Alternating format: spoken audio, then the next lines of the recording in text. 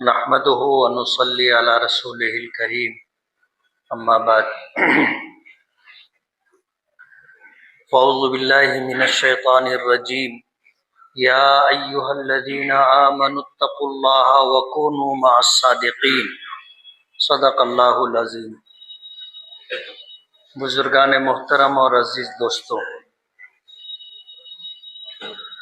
رجب المرجب کا مہینہ چل رہا ہے،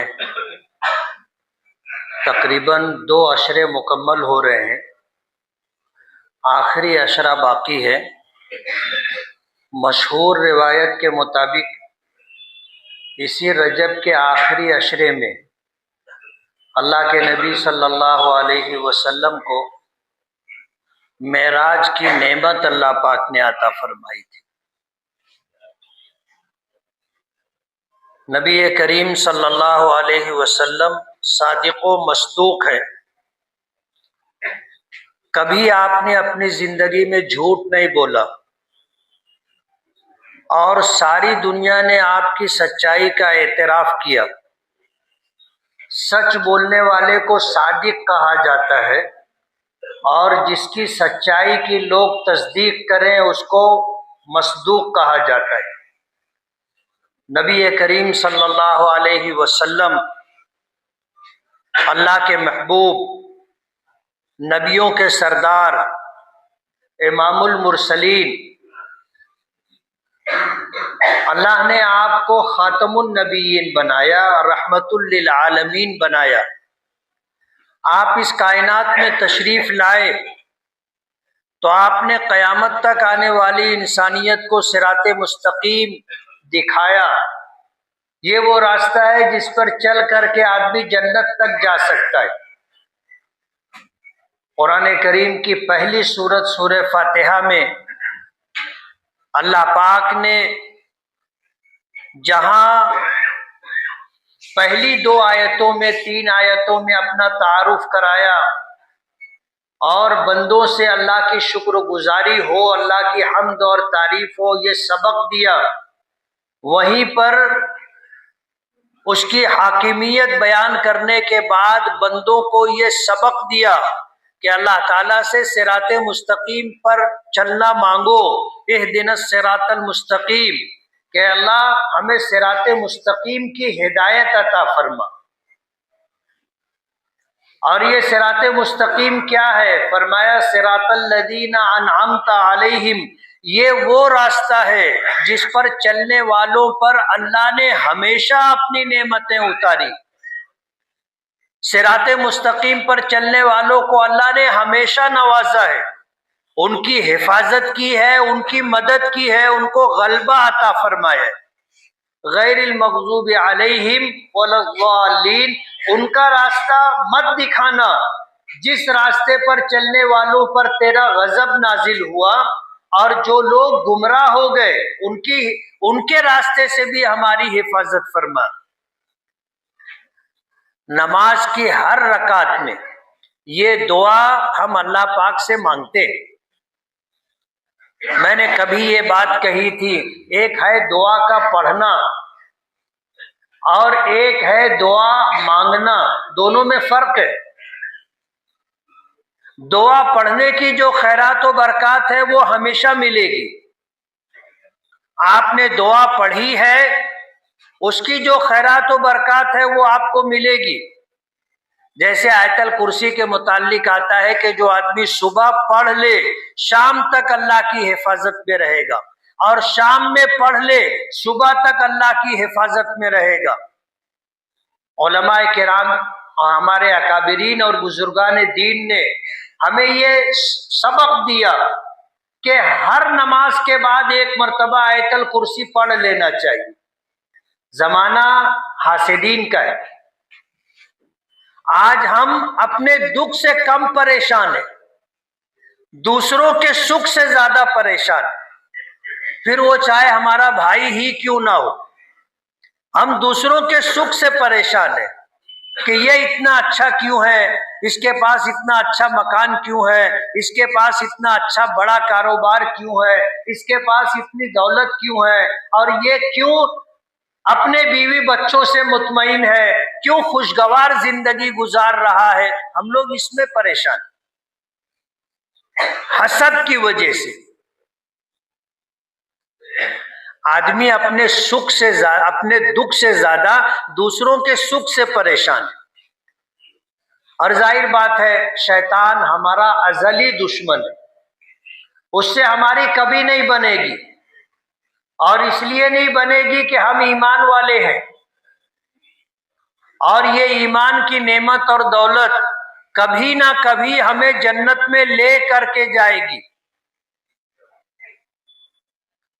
اگر ایمان لے کر اس دنیا سے ہم گئے, یعنی ہماری موت, ہمارا خاتمہ ایمان پر ہوا, تو آپ یقین مانیے جنت آپ کو ملے گی.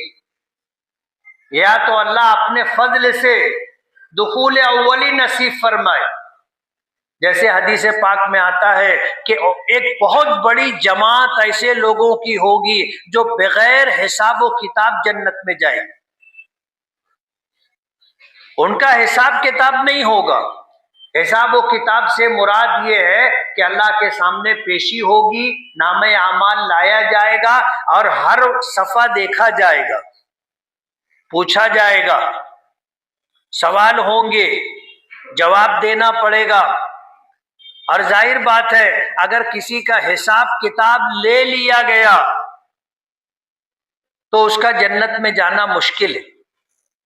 جب نبی کریم صلی اللہ علیہ وسلم نے یہ بات ارشاد فرمائی تو حضرت عائشہ صدیقہ رضی اللہ تعالی عنہا نے نبی کریم صلی اللہ علیہ وسلم سے پوچھا تھا کہ اللہ کے رسول, سب کا حساب و کتاب ہوگا, پھر یہ بغیر حساب و کتاب کیسے جائیں گے؟ تو حضور نے اس کی وضاحت فرمائی کہ بغیر حساب و کتاب کا مطلب یہ ہے کہ اللہ کی بارگاہ میں پیشی ہوگی, نامہ اعمال لایا جائے گا, اللہ پاک ایک نظر ڈالیں گے, اللہ کو سب معلوم ہے. نامہ اعمال میں کیا ہے اللہ کو سب پتہ ہے. اللہ کے سامنے نامہ اعمال رکھا جائے گا, اللہ پاک کچھ نہیں پوچھیں گے.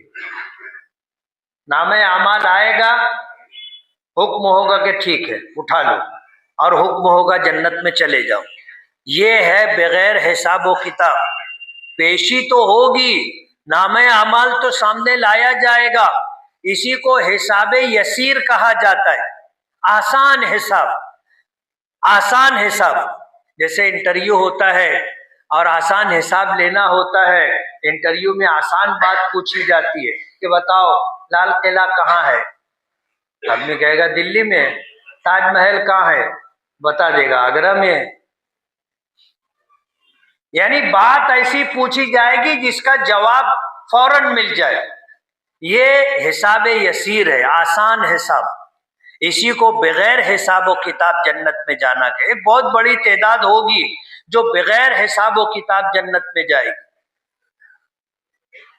اور ایمان والوں میں جن سے اللہ پاک کسی وجہ سے ناراض ہوں گے, جب ان کی پیشی ہوگی تو اللہ پاک پوچھیں گے, سوال ہوگا.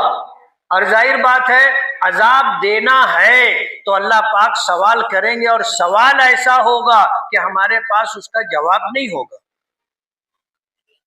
ہمارے پاس ایسا کوئی معقول عذر نہیں ہوگا جو اللہ کی بارگاہ میں قبول ہو جائے.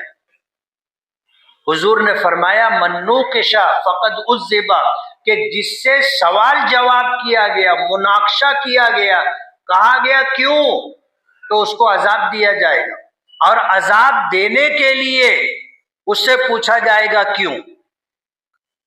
اور کیوں یہ ایسی بات پر سوال ہوگا کہ اس کا ہمارے پاس کوئی جواب نہیں ہوگا. اللہ کا حکم ہوگا, عذاب کا فیصلہ ہوگا, جہنم میں بندوں کو ڈال دیا جائے گا. لیکن جہنم میں رہنے کے بعد بھی جتنے گناہ ہیں اتنی سزا مل جانے کے بعد اس کے پاس ایمان ہے تو یہ ایمان اس کو جہنم سے نکالے گا, یہ ایمان اس کو جنت میں لے کر کے جائے گا. اللہ نے ہمیں ایمان دیا ہے, یہ اللہ پاک کا بے پناہ کرم اور احسان ہے. اللہ نے ہمیں نوازا ہے. اور بغیر مانگے اللہ نے اتنی بڑی نعمت دی ہے جس نعمت پر اللہ نے جنت عطا کرنے کا فیصلہ کیا ہے۔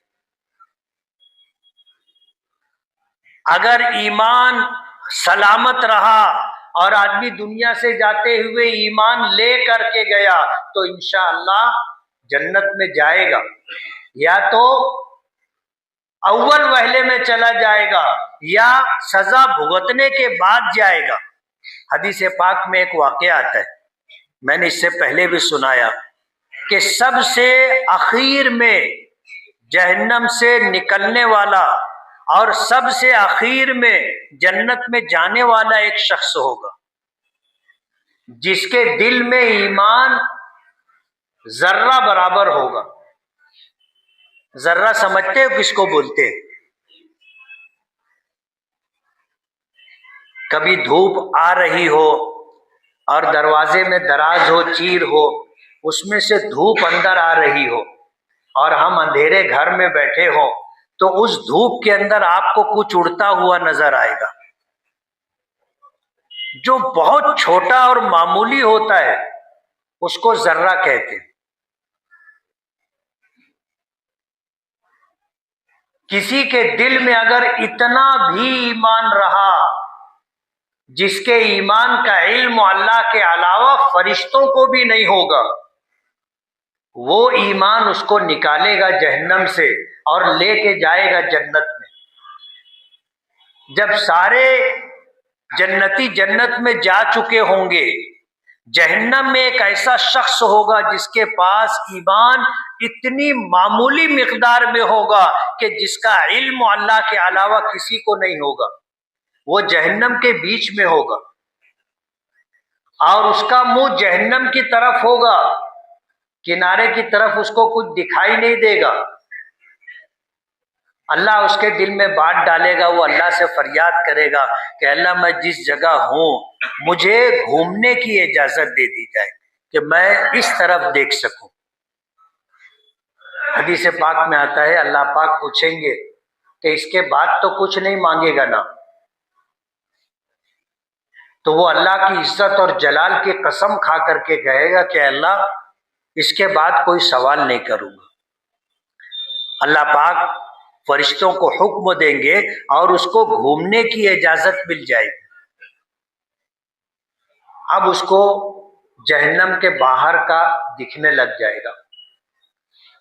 ایک زمانے تک وہ اسی حالت میں رہے گا، کوئی سوال نہیں کرے گا، اللہ سے کچھ نہیں مانگے گا۔ پھر اللہ پاک اس کے دل میں بات ڈالیں گے، وہ اللہ سے فریاد کرے گا کہ اللہ میں جہنم کے اندر ہوں، مجھے کنارے کی طرف کر دے۔ تو اللہ پاک مسکرائیں گے اور پھر اس سے کہیں گے کہ تو نے تو یہ کہا تھا کہ اس کے بعد کوئی سوال نہیں کرے گا، کچھ مانگے گا نہیں۔ تو وہ کہے گا کہ اللہ مجھے اپنی مخلوق میں سب سے زیادہ بدبخت نہ بنا، لا تجعلنی اشقی خلقک، اپنی مخلوق میں مجھے سب سے زیادہ بدبخت اور بدنصیب نہ بنا۔ اور پھر وہ کہے گا کہ اللہ مجھے جہنم سے باہر کر دے۔ اللہ پاک پوچھیں گے پھر تو کچھ نہیں مانگے گا نا؟ تو وہ کہے گا پھر کچھ نہیں ماروں گا، تیری عزت اور جلال کی قسم۔ اللہ پاک فرشتوں کو حکم دیں گے، اس کو جہنم سے نکال کر کنارے کر دیا جائے گا باہر۔ ایک زمانہ گزرے گا، وہ خاموش رہے گا، کچھ نہیں مانگے گا۔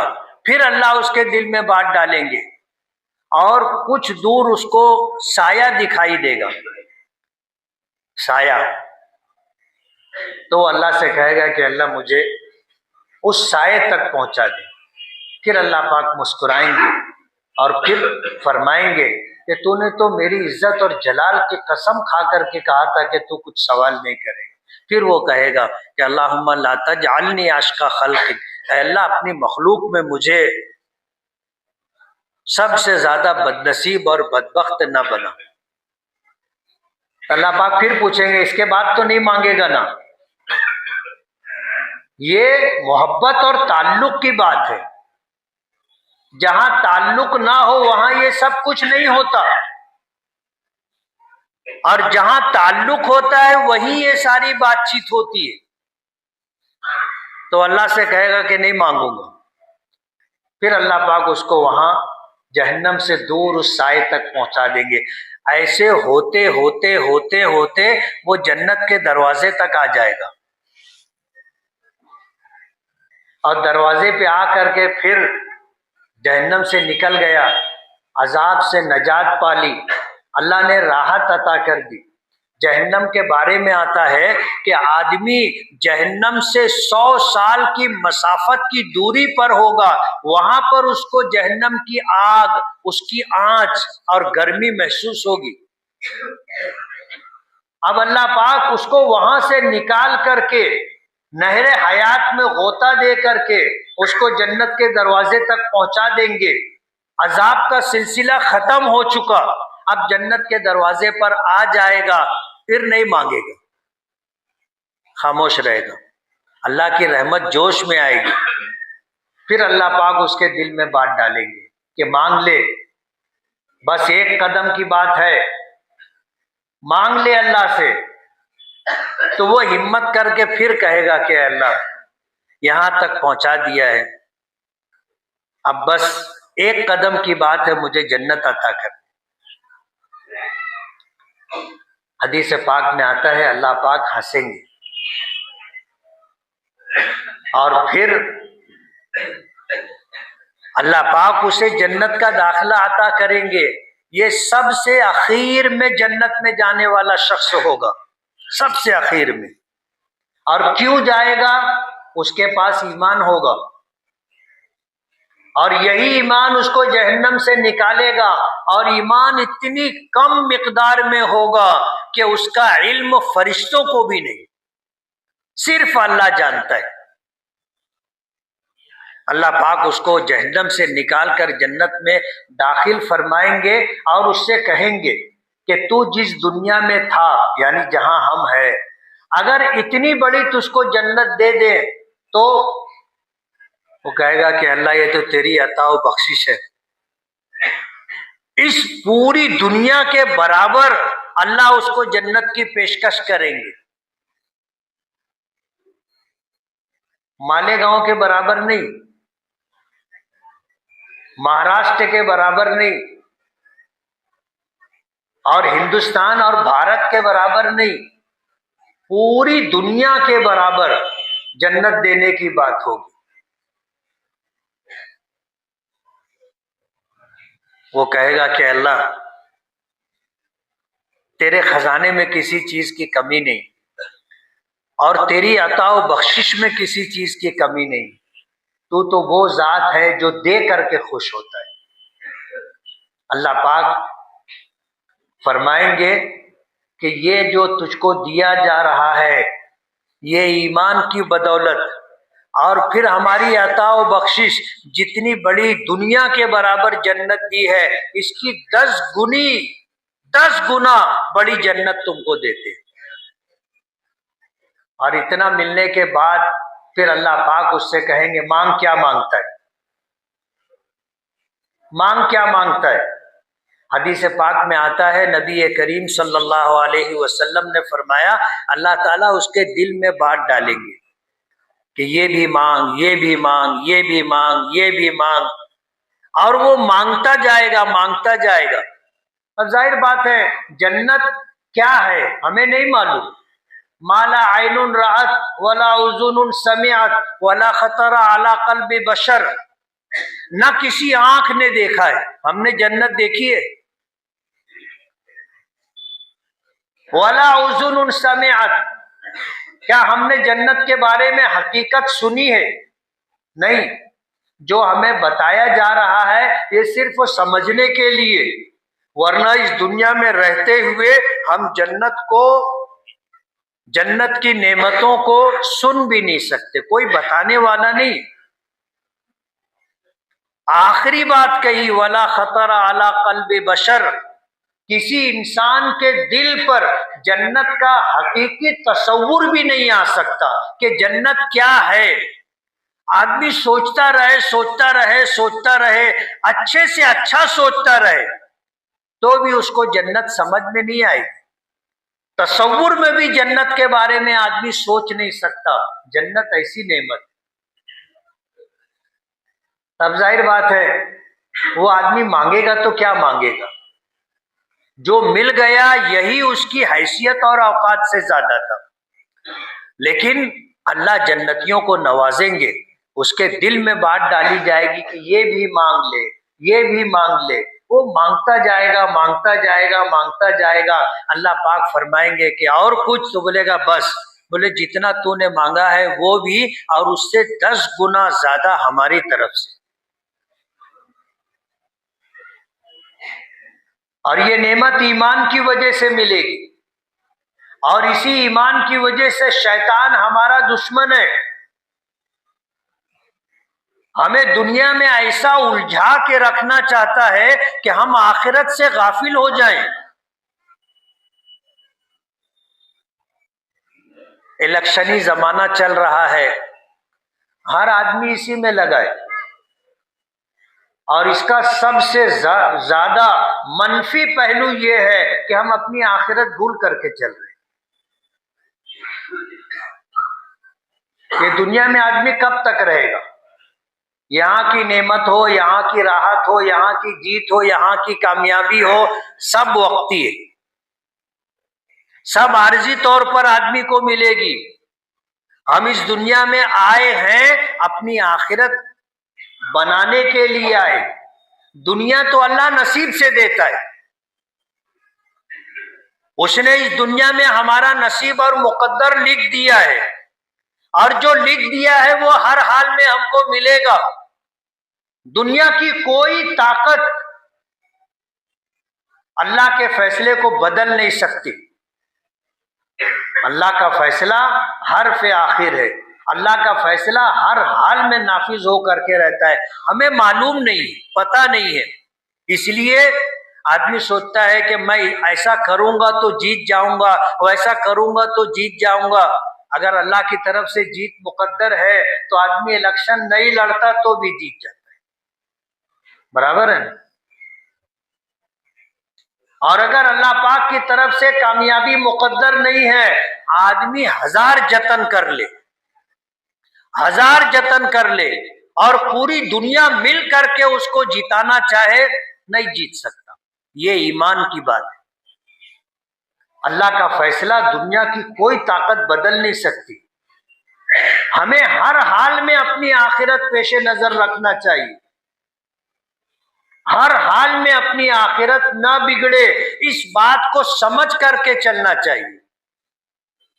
قرآن کریم کی آیت میں نے پڑھی، یا ایھا الذین آمنوا اتقوا اللہ، اے ایمان والو اللہ سے ڈرو، اللہ سے ڈرو، اس کے احکامات سے روگردانی مت کرو، اللہ سے ڈرو، ایسی کوئی بات مت کہو جو غلط ہو، اللہ سے ڈرو، ایسا کوئی کام مت کرو جو اللہ کو ناراض کرنے والا ہو، اللہ سے ڈرو، ایسا کوئی قدم مت اٹھاؤ جس سے تمہاری آخرت خراب ہو جائے۔ وَكُونُوا مَعَ الصَّادِقِينَ، اور ہمیشہ سچے لوگوں کے ساتھ رہو، ہمیشہ سچے لوگوں کے ساتھ رہو۔ نبی کریم صلی اللہ علیہ وسلم صادق و مصدوق تھے، ہمیشہ سچ بولتے تھے، اور جن کے سچے ہونے کا اعتراف ان کے دشمنوں نے بھی کیا۔ ابو الجہل جیسا شخص سے کہتا تھا کہ اگر محمد نے یہ بات کہی ہے صلی اللہ علیہ وسلم تو یہ بات سچ ہے۔ جب حضور نے فرمایا تھا کہ اگر میں یہ کہوں کہ اس پہاڑ کے پیچھے ایک بہت بڑا لشکر ہے، غنیم ہے، جو تم پر حملہ کرنے والا ہے، تو تم میری بات مانو گے؟ تو مشرکین مکہ کے تمام رؤساء، تمام سردار اور ان کے سب بڑے لوگوں نے کہا تھا کہ جربناک مرارن، ہم نے آپ کا بار بار تجربہ کیا اور آزمایا ہے، وجدناک صادقا و امینا، ہم نے ہمیشہ آپ کو سچا اور امانت دار پایا ہے۔ آپ اگر کہتے ہو تو یہ بات سچ ہوگی، غلط نہیں ہوگی۔ اس پر حضور نے ان کو توحید کا پیغام دیا تھا کہ ایک اللہ کو مانو، اسی کو رب مانو، اسی کی عبادت کرو۔ اللہ کے ساتھ شرک کرنا کسی بڑے لشکر کے حملہ کرنے سے زیادہ خطرناک اور نقصان دہ۔ اللہ نے ہمیں ایمان کی دولت دی، ایمان کی دولت دی، یہ اس کا کرم ہے، اس کا فضل ہے، اس کا احسان ہے، اس کی حفاظت کی ذمہ داری ہماری ہے۔ اللہ نے تو ایمان دے دیا، اب اس کو سنبھالنا، اس کی حفاظت کرنا اور اس کے تقاضوں پر عمل کر کے اپنی آخرت بنانا، یہ ہماری ذمہ داری ہے۔ اللہ نے تو فضل فرما دیا، دے دیا ایمان، اب اللہ ہماری مدد بھی فرمائے اور یہی ایمان زندگی بھر ہمارے ساتھ رہے، اور جب دنیا سے جانے لگے تو اسی ایمان کے ساتھ اللہ اپنی جوار رحمت میں بلائے۔ اس کے لیے ہماری محنت اور جد و جہد ضروری ہے۔ ایسا کوئی کام نہیں ہونا چاہیے جس کی وجہ سے غفلت ہو جائے، ایسا کوئی کام نہیں ہونا چاہیے جس کی وجہ سے اپنا ایمان خطرے میں پڑے۔ ایمان والو، اللہ سے ڈرو اور سچوں کے ساتھ رہو۔ اللہ ہمیں عمل کی توفیق عطا فرمائے۔ وآخر دعوانا ان الحمد للہ رب العالمین۔